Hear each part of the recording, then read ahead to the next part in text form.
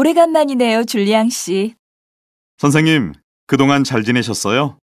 네, 덕분에 잘 지냈어요. 대학에 입학하니 어때요? 수업 듣는 것도 재미있고 선배나 동기들하고 어울리는 것도 재미있어요. 그런데 호칭 때문에 좀 힘들어요.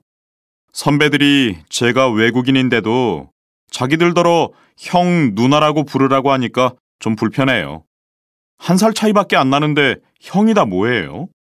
한국 사회에서는 호칭이 아주 중요해요. 대학에서도 마찬가지지요. 왜 한국 대학생들은 나이 차이도 얼마 안 나는데 선배님이니 형이니 하는 호칭을 쓰는지 모르겠어요.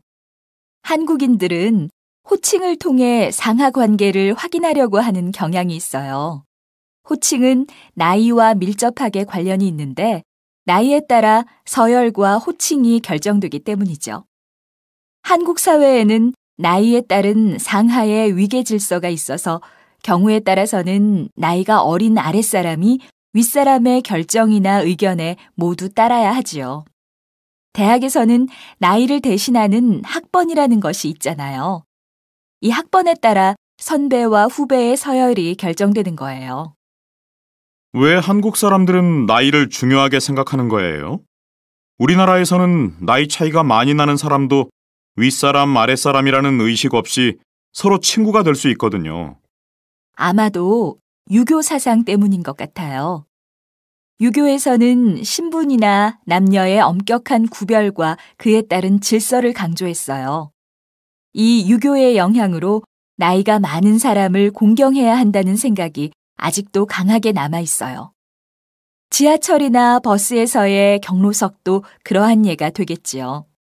그리고 밥을 먹을 때도 어른이 먼저 식사를 시작하거나 술을 마실 때 어른 앞에서 얼굴을 돌리고 마시거나 하는 것도 마찬가지 예가 될 거예요.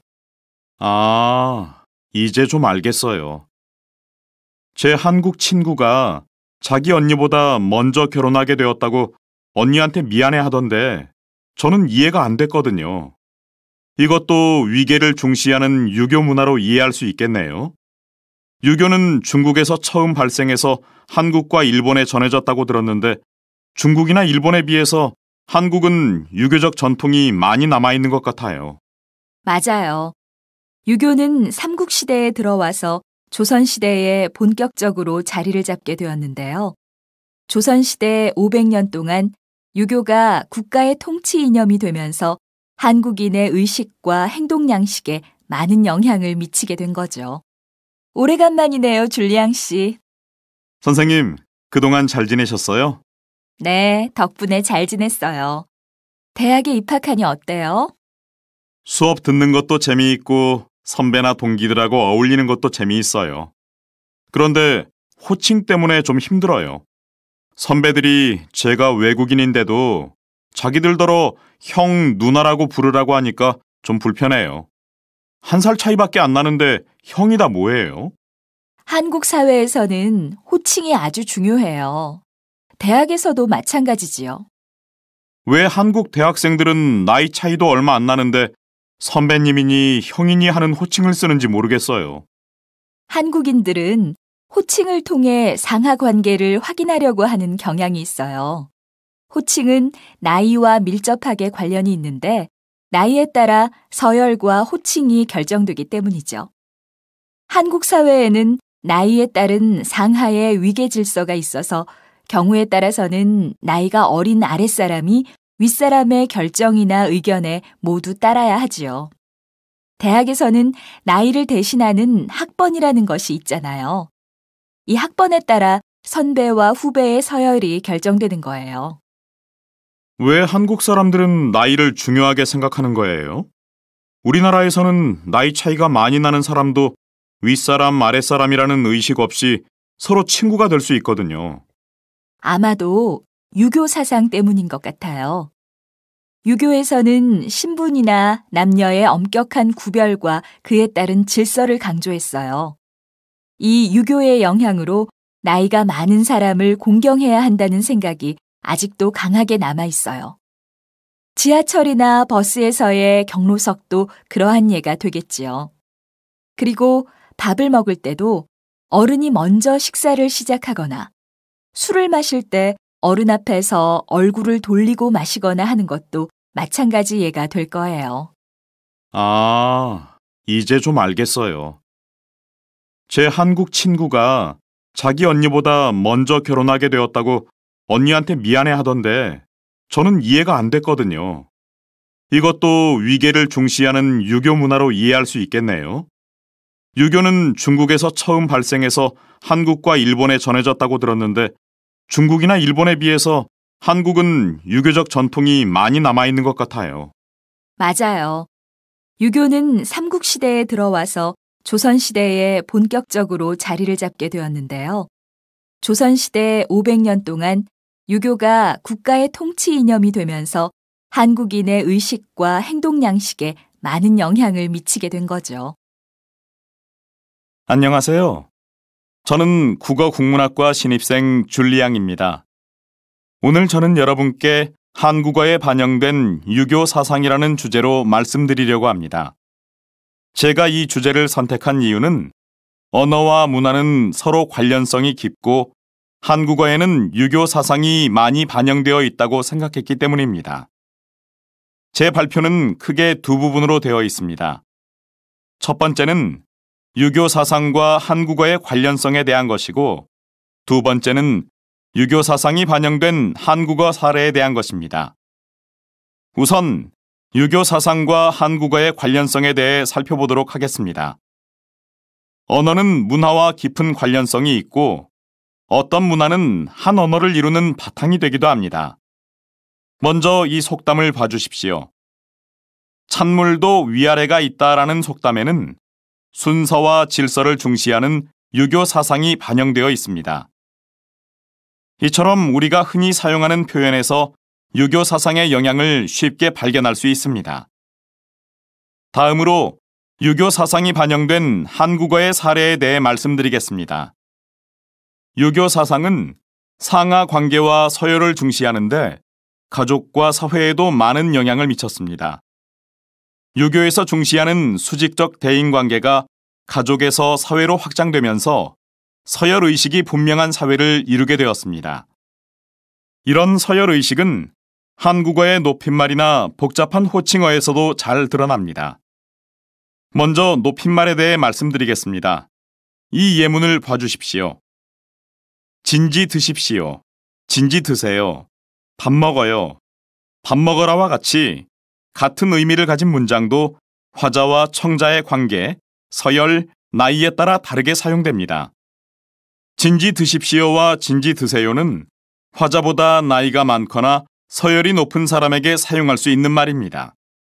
특히 진지 드십시오는 진지 드세요보다 격식적인 의미를 가져서 친밀하지 않은 사이에 더 자주 사용됩니다. 밥 먹어요는 화자와 나이와 서열이 비슷한 사람에게 쓸 수 있습니다. 반면 밥 먹어라는 화자보다 나이가 어리거나 서열이 낮은 사람에게 쓸 수 있습니다. 이는 대인관계를 상하의 서열 관계로 인식하는 유교 사상의 특징이 언어에 잘 반영된 예라고 할 수 있습니다. 다음으로 호칭에 대해 말씀드리겠습니다. 이 호칭을 봐주십시오. 영어 엉클에 대응되는 한국어 표현은 큰아버지, 작은아버지, 외삼촌, 삼촌, 이모부, 고모부로 다양합니다. 이렇게 한국 사회에서 가족관계에 따라 다양한 호칭으로 서로를 구분짓고 구별하는 것도 유교 사상과 관련이 있습니다.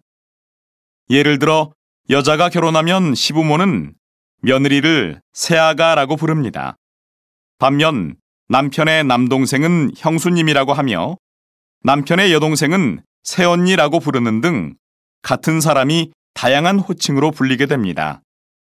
결혼한 여자가 시댁 식구들을 부르는 호칭도 복잡해서 적절한 호칭을 몰라 당황하는 경우도 생깁니다.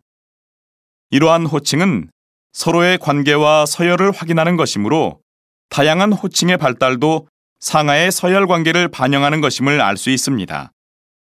지금까지 말씀드린 것을 통해 유교 사상은 한국어의 바탕을 이루어 한국인의 언어 생활과 의식에 큰 영향을 미쳤다는 결론을 내릴 수 있습니다.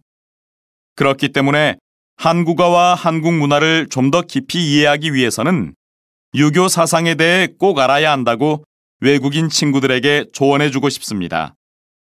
제 발표를 들어주셔서 감사합니다. 이상으로 발표를 마치겠습니다. 안녕하세요. 저는 국어국문학과 신입생 줄리앙입니다. 오늘 저는 여러분께 한국어에 반영된 유교 사상이라는 주제로 말씀드리려고 합니다. 제가 이 주제를 선택한 이유는 언어와 문화는 서로 관련성이 깊고 한국어에는 유교 사상이 많이 반영되어 있다고 생각했기 때문입니다. 제 발표는 크게 두 부분으로 되어 있습니다. 첫 번째는 유교 사상과 한국어의 관련성에 대한 것이고, 두 번째는 유교 사상이 반영된 한국어 사례에 대한 것입니다. 우선 유교 사상과 한국어의 관련성에 대해 살펴보도록 하겠습니다. 언어는 문화와 깊은 관련성이 있고, 어떤 문화는 한 언어를 이루는 바탕이 되기도 합니다. 먼저 이 속담을 봐주십시오. 찬물도 위아래가 있다라는 속담에는 순서와 질서를 중시하는 유교 사상이 반영되어 있습니다.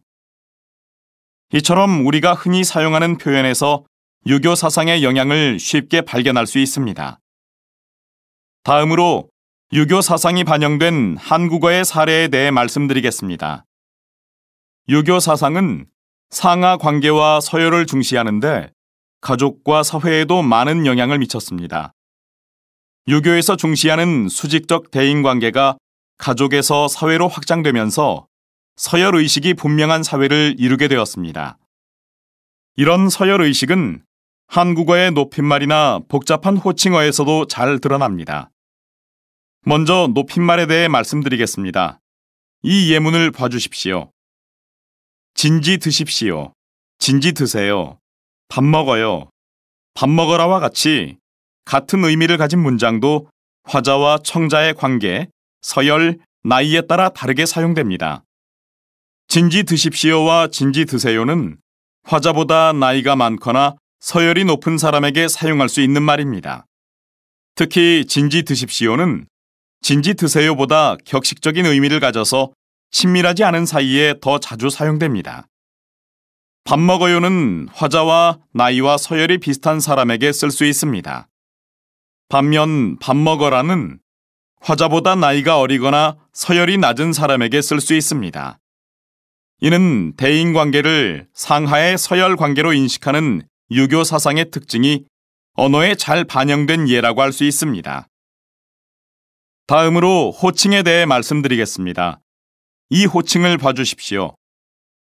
영어 엉클에 대응되는 한국어 표현은 큰아버지, 작은아버지, 외삼촌, 삼촌, 이모부, 고모부로 다양합니다.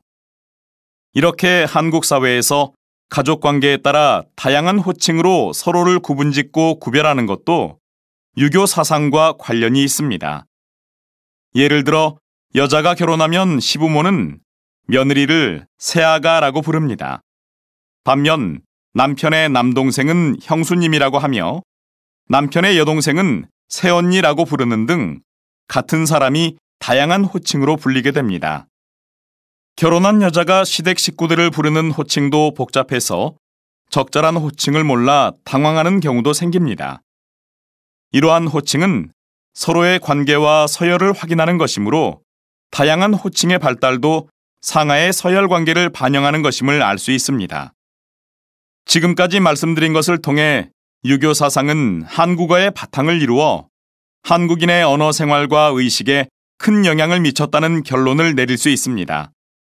그렇기 때문에 한국어와 한국 문화를 좀 더 깊이 이해하기 위해서는 유교 사상에 대해 꼭 알아야 한다고 외국인 친구들에게 조언해주고 싶습니다. 제 발표를 들어주셔서 감사합니다. 이상으로 발표를 마치겠습니다.